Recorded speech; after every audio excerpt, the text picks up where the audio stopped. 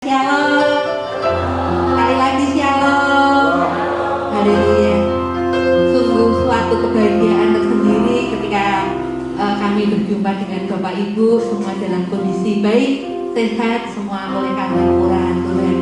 Mari Bapak Ibu yang terkasih dalam Tuhan, kita akan memuji dan memuliakan Tuhan saat pagi hari ini.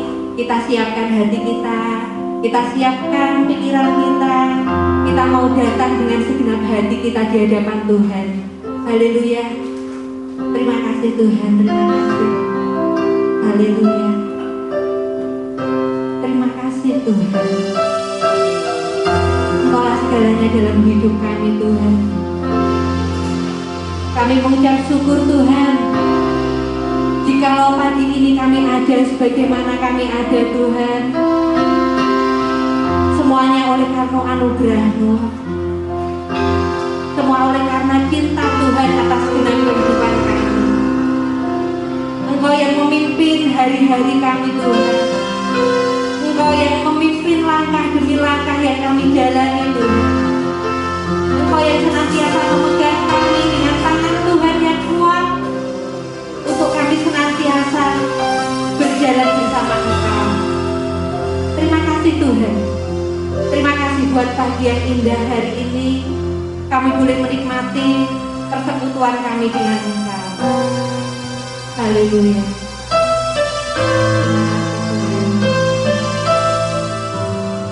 Mazmur 40 ayat 1 sampai 2. Syukur dan doa untuk menghibur tujuan Mazmur baru. Aku sangat menantikan Tuhan. Lalu ia menjenguk kepadaku dan mendengar teriakanku minta tolong. Ia mengangkat aku dari lubang kebinasaan, dari lumpur rawa. Ia menempatkan kakiku di atas bukit batu, menetapkan langkah. Ia memberikan nyanyian baru dalam mulutku untuk memuji Allah kita. Banyak orang akan melihatnya dan menjadi takut, lalu percaya kepada Tuhan. Amin. Terima kasih Tuhan. Inilah kerinduan kami di hadapan-Mu. Terima kasih Yesus. Seperti-Mu sarindu sungai-Mu, jiwaku rindu Engkau.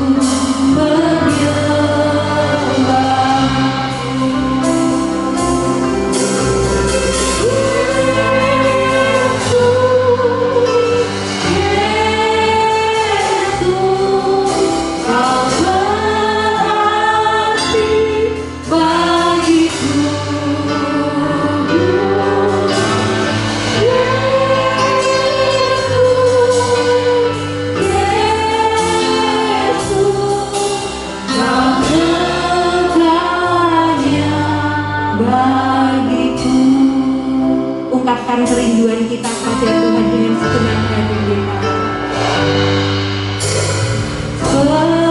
Seperti-Mu sarindu sungai-Mu, jiwaku rindu Engkau.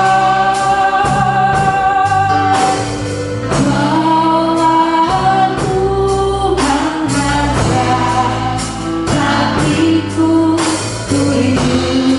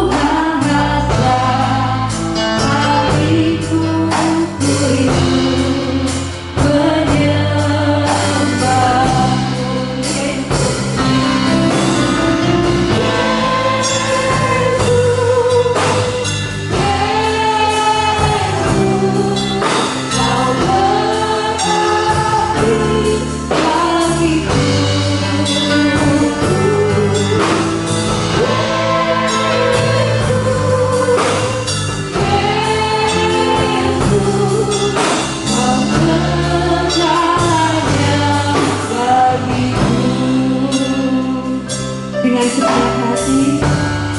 Biarlah pujian ini mengalir dari hati kita. Terima kasih Tuhan.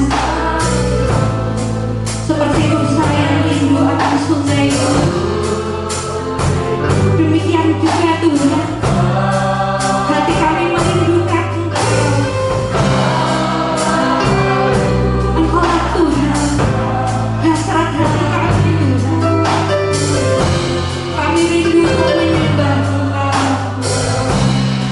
Engkaulah kekuatan kami Tuhan. Terima kasih Yesus.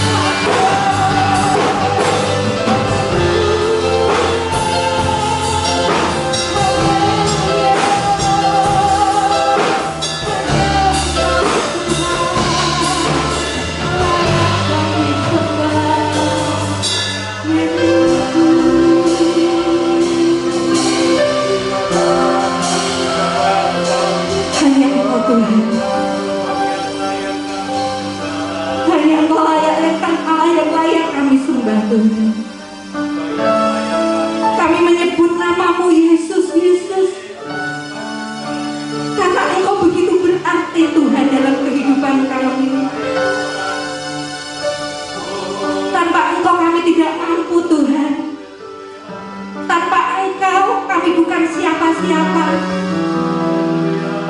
dan kami tidak layak di hadapan-Mu. Karena nama Yesus, nama yang memulihkan kami, nama Yesus, nama yang melayakkan untuk setiap kami untuk menghadap kehadirat-Mu.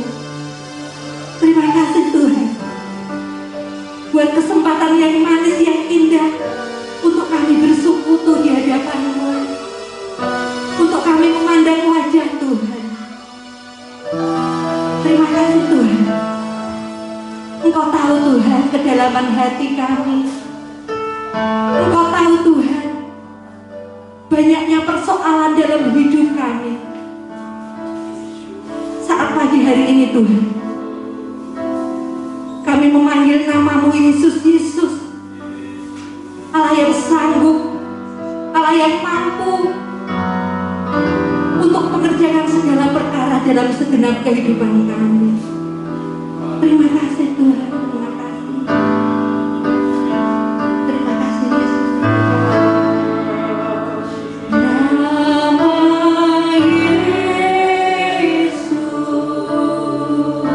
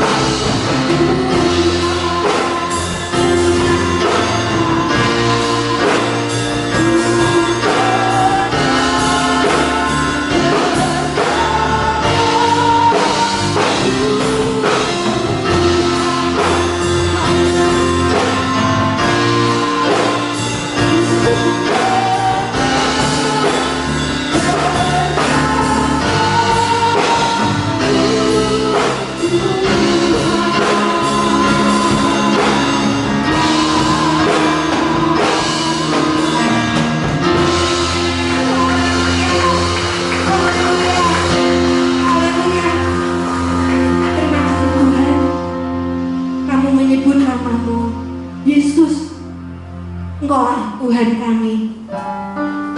Engkaulah penguasa di dalam segenap hidup kami Tuhan. Engkaulah pengendali segenap hidup kami Tuhan. Karena kami tahu apa yang terjadi dalam kehidupan kami, semua atas seizin Tuhan. Kami yakin dan percaya Tuhan memberikan yang terbaik atas hidup kami. Terima kasih Tuhan. Kami mempunyai nama Yesus di dalam hidup kami, yang sanggup untuk memulihkan segenap hidup kami. Kita akan mendengarkan firman Tuhan saat pagi hari ini.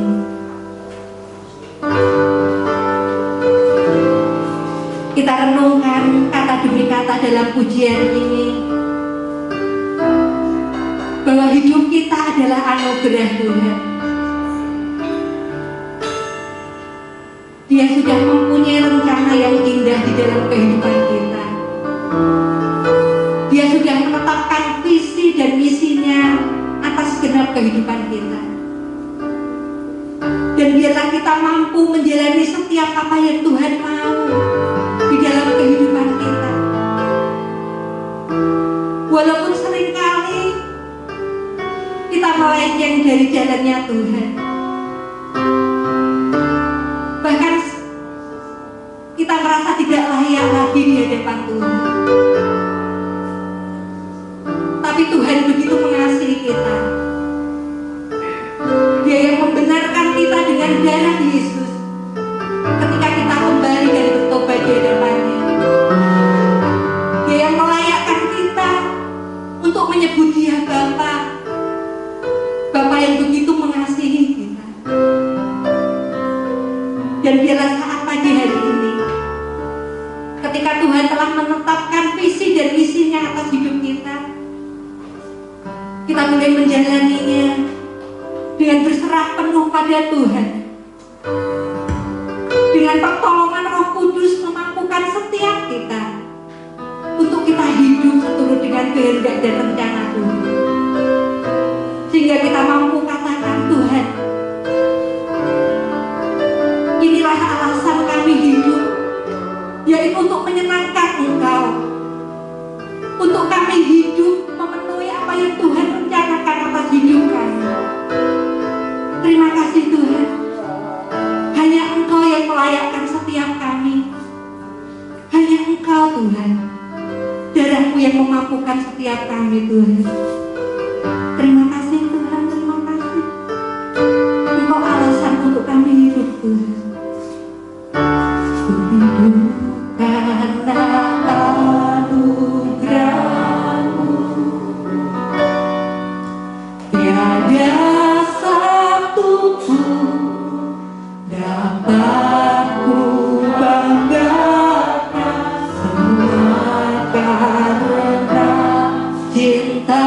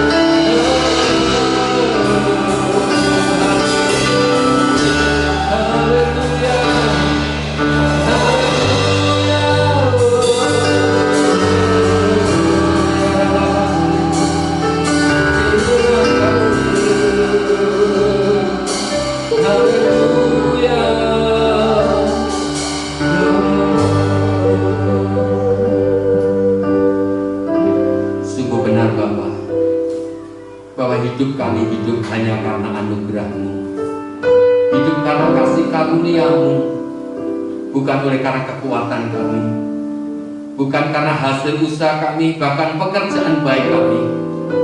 Karena kami tahu bahwa kami ini siapa, kami adalah debu dan lebu.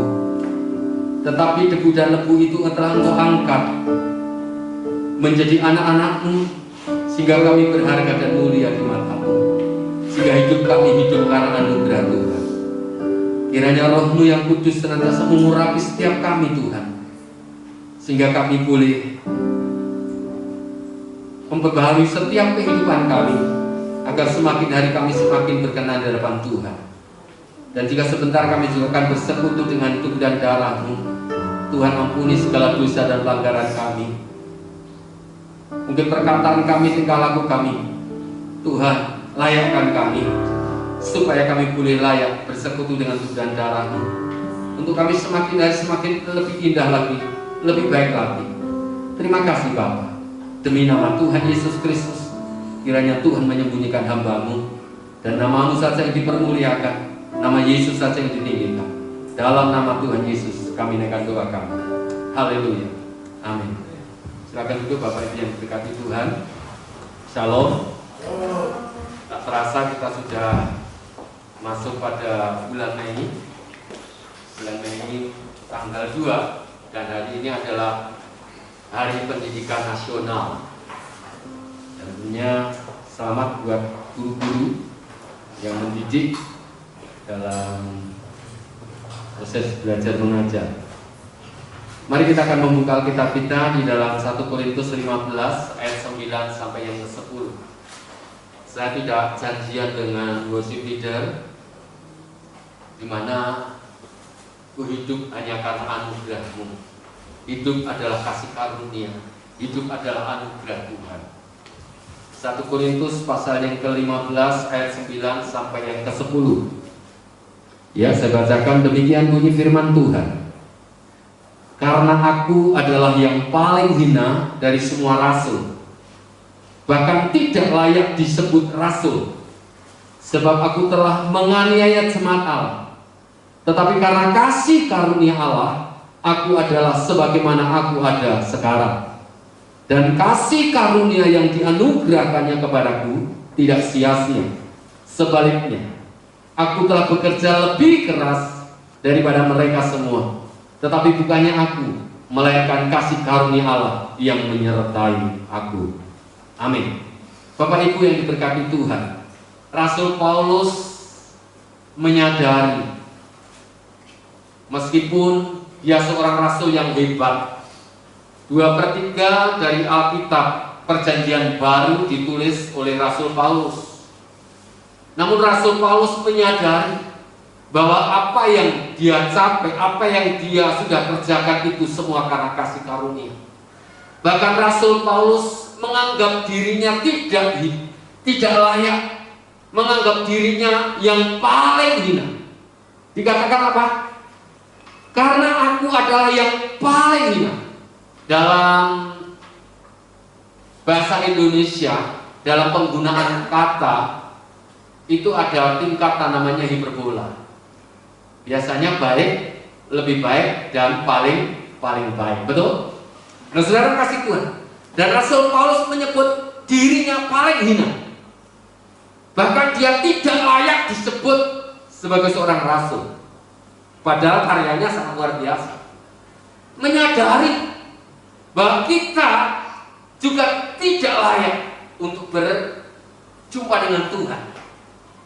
Dan seringkali saya sampaikan kepada jemaat Tuhan bahwa saya ini bukan siapa-siapa. Saya ini adalah seorang hamba, dulos keset yang siap diinjak-injak.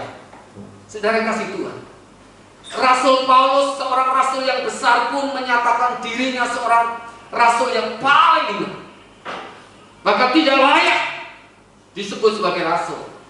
Saudara kasih Tuhan, Rasul tahu bahwa di dalam pelayanannya menghadapi berbagai macam tekanan,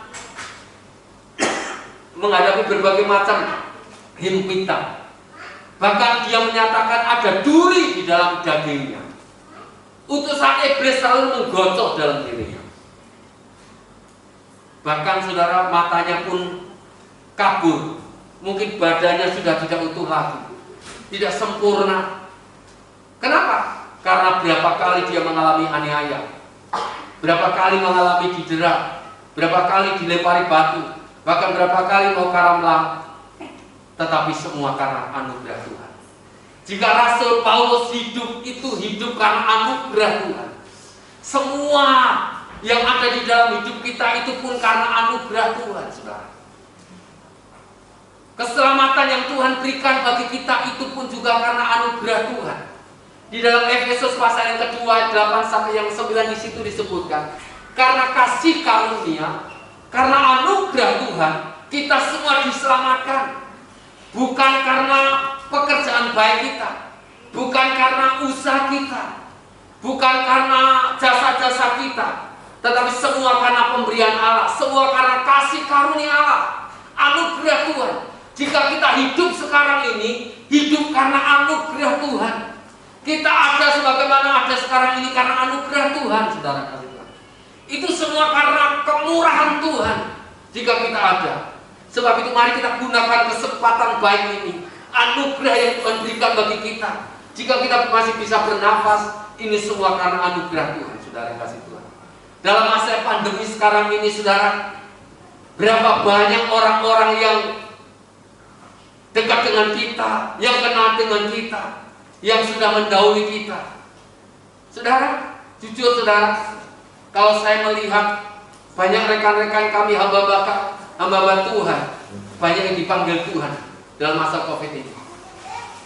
Saudara, dan jika kita masih ada sampai sekarang ini karena anugerah Tuhan, bukan karena kehebatan kita. Jangan ada orang yang mengeklaim semua karena kebaikan saya, bukan karena kehebatan saya, bukan karena ini, karena itu, karena ini. Tetapi semua karena anugerah Tuhan. Kita ada sekarang ini karena anugerah Tuhan, bukan karena kehebatan kita. Rasul Paulus, seorang rasul yang hebat, seorang rasul yang dipakai Tuhan. Bahkan dia menyatakan, aku tidak layak disebut sebagai seorang rasul. Tidak layak menempatkan dirinya pada posisi yang sebenarnya. Saudara, coba bandingkan di dalam Injil Lukas pasal yang ke-18, Injil Lukas pasal yang ke-18, saudara kasih Tuhan, ayat 9 sampai yang ke-14. Di situ menceritakan tentang orang Farisi dan pemungut cukai. Coba saudara, kita akan baca di dalam Injil Lukas pasal yang ke-18 ayat 9 sampai yang ke-14. Perumpamaan tentang Farisi dengan pemungut cukai. Dan kepada beberapa orang yang menganggap dirinya benar dan memandang rendah semua orang lain, Tuhan Yesus mengatakan perumpamaan ini. Ada dua orang pergi ke bait Allah. Perhatikan baik-baik, ada dua orang pergi ke bait Allah untuk berdoa. Yang seorang adalah Farisi dan yang lain pemungut cukai. Orang Farisi itu berdiri dan berdoa dalam hatinya begini, ya Allah, aku mengucap syukur kepadamu karena aku tidak sama. Perhatikan baik-baik saudara, karena aku tidak sama seperti semua orang lain. Bukan perampok, bukan orang lalim, bukan pezina, dan bukan juga seperti pemungut cukai ini. Aku berpuasa 2 kali seminggu. Aku memberikan 1/10 dari segala penghasilanku. Tetapi pemungut cukai itu berdiri jauh-jauh, bahkan ia tidak berani menghadapkan ke langit, melainkan ia memukul diri dan berkata, ya Allah, kasihanilah aku orang berdosa ini. Aku berkata kepadamu, orang ini pulang ke rumahnya sebagai orang yang dibenarkan Allah, dan orang lain itu tidak. Sebab barang siapa meninggikan diri, ia akan direndahkan, dan barang siapa merendahkan diri, ia akan ditinggikan. Saudara kasih Tuhan, ada sebuah perbandingan. Hidup karena anugerah Tuhan, hidup karena belas kasihan Tuhan, karena keselamatan itu diberikan oleh Tuhan. Hidup itu hanya karena anugerah Tuhan. Sementara orang Farisi ini mengatakan dirinya yang paling baik. Aku tidak sama seperti orang lain, bahkan tidak sama seperti orang Farisi. Dia tidak melakukan kejahatan, dia tidak melakukan segala sesuatu dosa menurut dirinya sendiri. Bahkan dia memberikan persembahan taat mentaati semua hukum-hukum Taurat, saudara yang kasih Tuhan. Dan dia menyatakan diri paling benar, dia menyatakan diri yang paling baik, menyatakan diri orang yang paling hebat, tidak seperti orang lain, saudara yang kasih Tuhan. Sementara pemungut cukai berdiri jauh-jauh, dia takut. Karena apa? Karena dia tidak layak seperti Rasul Paulus tadi. Dia menyadari bahwa dirinya seorang berdosa. Dia menyadari akan dirinya bahwa dia seorang yang tidak layak. Dia meminta belas kasihan Tuhan. Dia mohon pengampunan dari Tuhan. Dan pengampunan itu datangnya dari Tuhan. Dan pengampunan itu sempurna. Saudara yang kasih Tuhan, maka Tuhan Yesus berkata bahwa aku berkata kepadamu, orang ini pulang ke rumahnya sebagai orang yang dibenarkan Allah. Dan orang itu tidak dibenarkan Allah, dan orang lain itu tidak. Sebab barang siapa meninggikan diri, ia akan direndahkan. Dan barang siapa merendahkan diri, dan ia akan ditinggikan. Saudara yang kasih Tuhan, saya banyak belajar dalam kehidupan ini. Saudara, jika Tuhan mempercayakan sebagai Ketua Badan Kerjasama Gereja-Gereja Sekabupaten Sleman, saudara, saya mau tidak mau harus belajar menghargai segala kekurangan, segala kelebihan gereja satu dengan yang lain. Saya bisa masuk ke semua lini, saudara, karena itu semua karena anugerah Tuhan, bukan karena hebat, bukan. Saudara yang kasih Tuhan, coba ada orang mau masuk gereja ini, wah ini menganggap dirinya yang paling baik. Saya bisa belajar menghargai, belajar menghormati, belajar menghargai akan keberadaan mereka, bisa merangkul semua pihak. Saudara, bahkan orang-orang yang sudah dikucilkan pun saya rangkul mereka. Saudara kasih Tuhan, baik kami belajar. Sebab itu Bapak Ibu yang kasih Tuhan, Farisi ini menempatkan dirinya yang paling baik, menempatkan dirinya yang paling hebat, sementara orang lain tidak. Kita bisa belajar menghargai segala kekurangan, segala ketidakberdayaan orang lain. Kalau orang itu dalam keadaan susah, orang itu dalam keadaan lemah, mari kita yang kuat menanggung yang lemah. Mari kita yang mampu menanggung orang yang tidak mampu. Itu yang Tuhan kehendaki bagi kehidupan kita. Sebab itu, saudara-saudara kasih Tuhan, Rasul Paulus pagi hari ini mengingatkan kepada kita supaya kita menjadi orang-orang yang bijak, tidak menempatkan diri yang paling hebat. Rasul Paulus sadar sebagaimana apa yang dikatakan oleh Tuhan Yesus, balok di mata sendiri tidak nampak, sementara selumbar di mata orang lain kelihatan nampak besar. Benar bukan, saudara? Seringkali kita melihat keberadaan orang lain, kekurangan orang lain, ketidakberdayaan orang lain itu lebih besar daripada segala kekurangan kita. Saya banyak belajar Bapak Ibu yang dikasih Tuhan. Saudara, kita akan lihat di dalam Injil Lukas pasal yang ke-19, saudara. Injil Lukas pasal yang ke-19, kita akan belajar ayat 1 sampai yang ke-10. Di situ tentunya kita sudah tidak asing lagi kisah tentang seorang Sakeus. Tuhan Yesus masuk ke kota Yeriko dan berjalan terus melintasi kota itu. Di situ ada seorang bernama Sakeus, kepala pemungut cukai, dan dia seorang kaya. Ia berusaha untuk melihat orang apakah Yesus itu, tetapi ia tidak berhasil karena orang banyak, sebab badannya pendek. Maka berlarilah ia mendahului orang banyak, lalu memanjat pohon ara untuk melihat Tuhan Yesus yang lewat di situ. Ketika Tuhan Yesus sampai ke tempat itu, ia melihat ke atas dan berkata, Sakeus, segeralah turun, sebab hari ini aku harus menumpang di rumah. Lalu Sakeus turun dan menerima Yesus dengan sukacita. Perhatikan yang ke-7, saudara yang kasih Tuhan. Tetapi semua orang, perhatikan, tetapi semua orang yang melihat hal itu bersungut-sungut katanya. Semua orang bersungut-sungut Ia menumpang, katanya, aku berikan kepada orang miskin, dan sekiranya ada sesuatu yang kuperas dari seseorang akan kukembalikan 4 kali lipat. Kata Tuhan Yesus kepadanya, hari ini telah terjadi keselamatan kepada rumah ini, karena orang ini pun anak Abraham. Sebab anak manusia datang untuk mencari dan menyelamatkan yang hilang. Saudara yang kasih Tuhan, pemungut cukai. Tadi antara Farisi dan pemungut cukai. Dan sekarang satu contoh pemungut cukai yang bernama Sakeus. Sakeus adalah seorang pemungut pajak, pemungut cukai yang bekerja sama dengan tentara Roma. Dan otomatis pasti ada hal yang dilakukan oleh Sakeus. Namun karena hatinya terbuka untuk Tuhan Yesus, ingin melihat seperti apa Tuhan Yesus, diceritakan badannya pendek sehingga dia lari mendahului orang itu dan dia memanjat pohon. Saudara, pikirnya karena apa? Kalau Sakeus mau datang kepada Tuhan Yesus, pasti dia malu. Oleh karena itu dia sembunyi-sembunyi. Dia datang ingin berjumpa dengan Tuhan Yesus, tapi sembunyi-sembunyi. Dan dia naik ke atas pohon.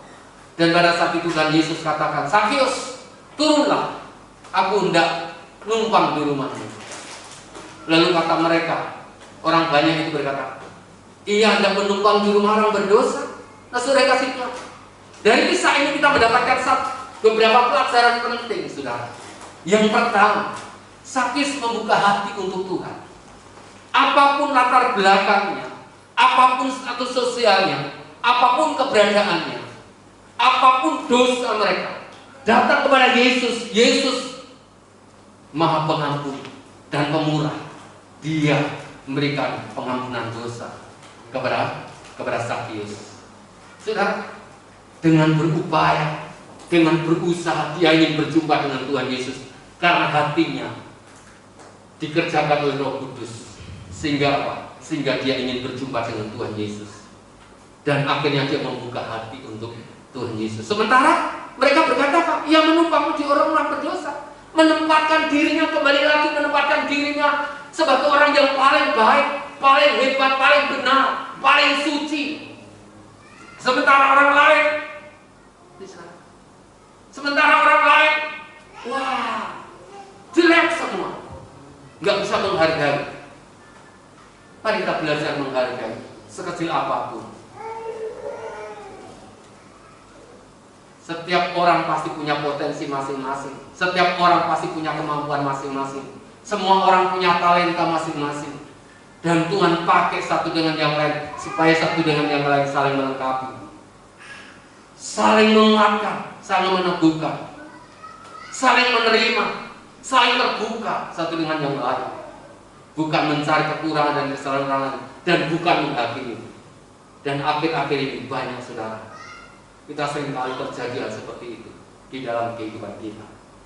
Terlalu gampang menghakimi, terlalu mudah menilai orang lain, betul? Sementara balok di mata kita itu jauh lebih besar dari kekurangan orang lain. Ini yang sering kali terjadi. Kita gampang dinilai, dihakimi, tapi nggak usah takut. Orang mau mengatain apapun terhadap kita, itu urusan mereka dengan Tuhan. Yang terpenting mari kita belajar untuk hidup benar. Kalau kita salah, ya katakan salah. Kalau kita berdosa, ya sudah ngomong terus terang. Tapi acap kali ketika kita sudah mengaku, seringkali masih diragukan, ya sudah apa-apa. Karena itu hak mereka. Yang terpenting mari kita terus hidup benar di depan Tuhan. Sudah, masa lalu adalah sejarah yang sudah berlalu, tetapi harapan kita jauh lebih penting. Masa depan kita jauh lebih penting, saudara. Sudah, menempatkan orang lain itu paling jelek, sementara kita paling baik. Saudara, itu yang seringkali terjadi di dalam kehidupan kita. Tuhan Yesus menumpang di rumah orang berdosa. Tabib ada karena ada orang yang sakit, betul? Polisi ada karena ada penjahat, betul enggak? Ini yang seringkali terjadi sekarang. Kita seringkali lupa. Tuhan Yesus datang untuk mengampuni dosa, untuk membawa supaya kita hidup di dalam kebenaran. Dan hidup kita ini hidup karena anugerah Tuhan. Bukan karena kekuatan kita, bukan karena kehebatan kita, saudara. Tetapi yang terpenting sekarang, jika yang kedua, ketiga, saudara kasih. Yang ketiga, kalau Sakyus pertama membuka hati untuk Tuhan. Yang kedua, kita nggak usah risau apa kata mereka, meskipun mereka menempatkan diri yang paling baik, nggak usah takut selama kita ada hidup benar. Yang ketiga, Sakyus katakan, jika ada orang yang pernah aku peras, aku akan kembalikan 4 kali lipat. Artinya apa, saudara? Artinya ada buah yang dikerjakan. Artinya ada buah yang dihasilkan. Pohon mangga pasti akan menghasilkan buah mangga. Pohon nangka pasti akan menghasilkan buah nangka. Pohon apel pasti akan menghasilkan buah apel. Buahnya, saudara. Semua itu dilihat dari buahnya. Dari buahnya, saudara, akan nampak. Sakyus betul-betul dia bertobat, dia betul-betul berbuah. Kalau ada orang yang pernah aku peras, akan kembalikan 4 kali lipat. Dan dia mengiring Tuhan. Dan dia adalah orang yang dibenarkan karena dia beriman kepada Tuhan. Kita dibenarkan karena kita beriman kepada Tuhan, bukan karena kehebatan kita, bukan karena jasa-jasa baik kita. Sebab itu Bapak Ibu yang dikasih Tuhan, apapun yang dikatakan perihal dirinya benar, paling baik dan paling hebat, itu adalah haknya. Sekarang kita sedang dirisaukan dengan orang yang mengaku dirinya Nabi ke-26. Yaitu hanya mereka. Kalau orang punya pengalaman pribadi dengan Tuhan, itu urusan dia sendiri dengan Tuhan. Tapi jangan sampai dijadikan doktrin. Nah, kebanyakan saudara kasih Tuhan, ketika seseorang itu punya pengalaman pribadi dengan Tuhan, punya hubungan yang intim dengan Tuhan, itu dijadikan doktrin. Kamu harus seperti ini, harus seperti ini, seperti ini. Kalau ukur kita, standar kita adalah Alkitab, saudara. Saudara, saya kasih tahu, Nabi itu sekarang sudah nggak ada, tapi karya Nabi itu ada, saudara, masih ada. Nabi itu sudah nggak ada, karena kalau ada Nabi berarti ada kitab lagi, saudara. Tetapi karya Nabi itu masih ada karya Nabi di dalam Alkitab ini. Ini standar kita, tolong ukur kita, saudara. Jadi kalau di luar itu,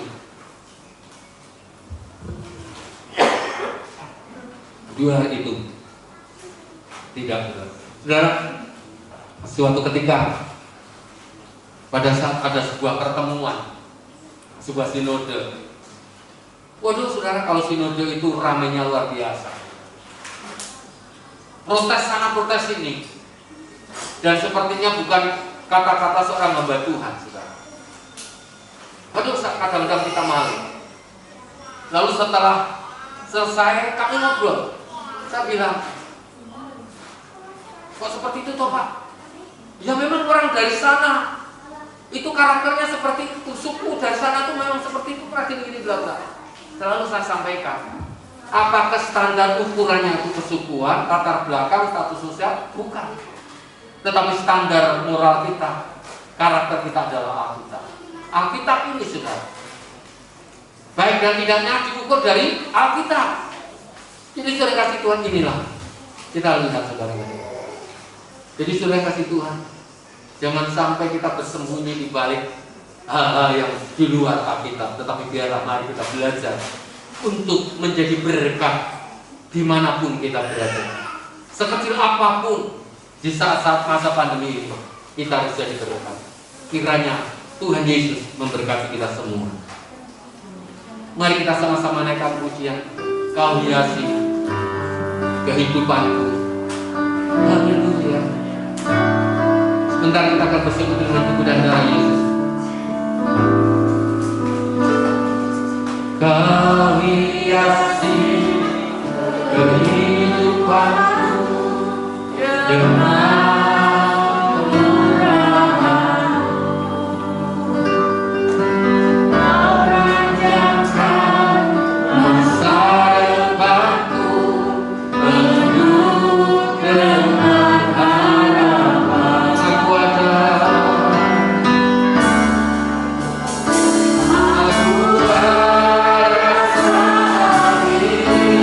semua karena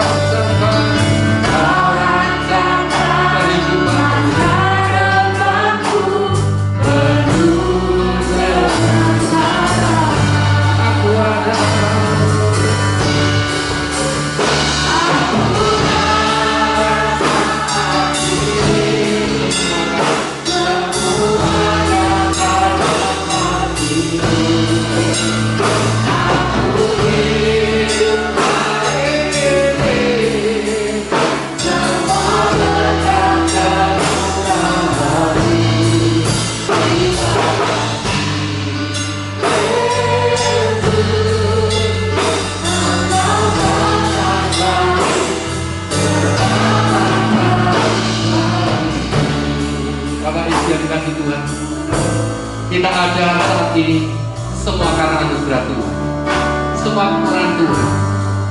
Sekalipun Rasul Paulus adalah seorang yang hebat, buah karyanya sesuatu yang hebat, ditulis dalam tinta emas sampai detik ini. Namun Rasul Paulus menyadari bahwa dia adalah orang yang paling hina, bahkan tidak layak disebut sebagai seorang rasul. Kalau Rasul Paulus seorang yang hebat itu pun berkata demikian, bagaimana dengan kita? Kita masih hidup dalam dunia, bukan orang hebat, bukan siapa-siapa. Jika kita hidup saat ini, hidup hanya karena anugerah Tuhan, hidup karena kemurahan Tuhan. Mari kita belajar menghargai satu dengan yang lain, menghormati satu dengan yang lain. Jangan terlalu mudah untuk menghakimi, menjudgment orang lain. Kita bisa memasuki kehidupan mereka supaya kita bisa menghargai dan menghormati mereka. Sebentar kita akan bersekutu dengan darah Yesus. Mari kita sama-sama katakan, haleluya, kau hias hidup, kau hiasi kehidupanku dengan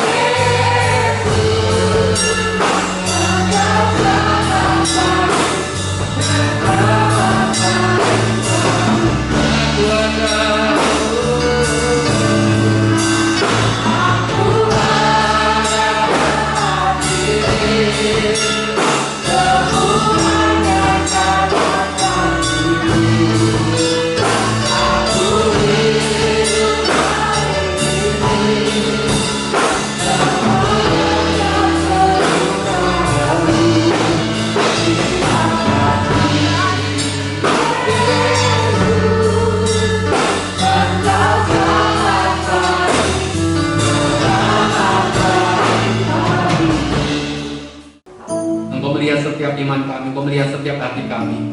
Biarlah kami secara pribadi memiliki hubungan yang intim dengan Tuhan. Sebab Tuhan berkati rumah tangga mereka, berkati pekerjaan mereka, berkati usaha mereka Tuhan, berkati anak-anak mereka, berkati rumah tangga mereka, berkati suami, berkati istri, berkati kakek nenek, berkati semua Tuhan, cucu-cucu kami. Karena kami percaya orang benar hidup karena iman, dan iman menentukan besar kecilnya berkat yang akan kami terima. Sebab itu Tuhan, Kau memberkati setiap jemaat kami.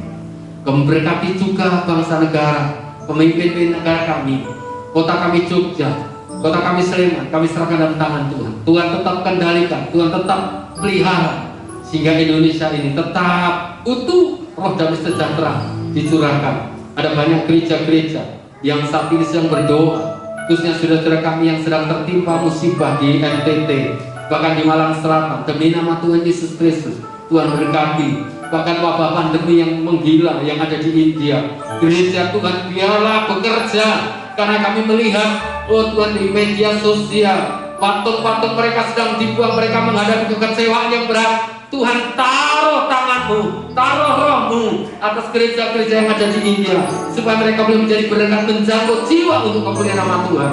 Demikian juga Tuhan, kami yang ada di Indonesia juga bisa membawa mereka untuk hidup di dalam takut akan Tuhan. Jadikan berkat bagi setiap kami, Bapak. Terima kasih Tuhan, terima kasih. Kami sebentar akan meninggalkan tempat ini, kami akan pulang. Cuma ini berkati Tuhan. Angkatlah kedua tangan, jangan takut, jangan berkecil hati. Apapun setiap persoalan, pasti ada jalan keluar. Karena masalah dan persoalan tidak akan melampaui segala kapasitas dan kekuatan Tuhan. Pulang dan terima berkat anugerah surgawi, berkat yang datangnya dari Allah Bapa, Allah Putra, Roh Kudus, demi nama Tuhan Yesus Kristus. Kini Tuhan akan membawamu terus hidup berkelimpahan, hidup berkemenangan, dan hidup berhasil, karena Tuhan menyertaimu dari sekarang sampai selama-lamanya. Kami mohon doa berkat ini pun iman dalam nama Yesus. Kiranya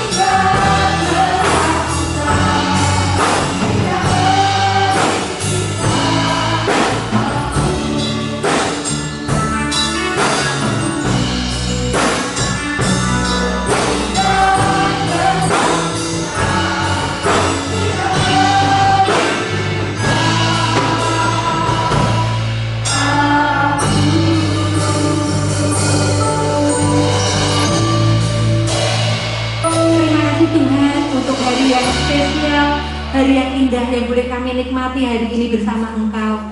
Ntar kami akan pulang Tuhan, Roh-Mu yang kudus menyertai setiap jalan kami, setiap langkah kami, sehingga kami tidak terantuk batu Tuhan, tetapi penyertaan Tuhan sempurna atas genap hidup kami. Kami mau pulang, sertai kami Tuhan dalam perjalanan hingga sampai di rumah dengan keadaan selamat. Dalam disyukur hormat kemuliaan hanya bagi nama-Mu Tuhan. Hanya dalam nama Tuhan Yesus kami akhiri ibadah kami pada hari ini. Haleluya. Amin.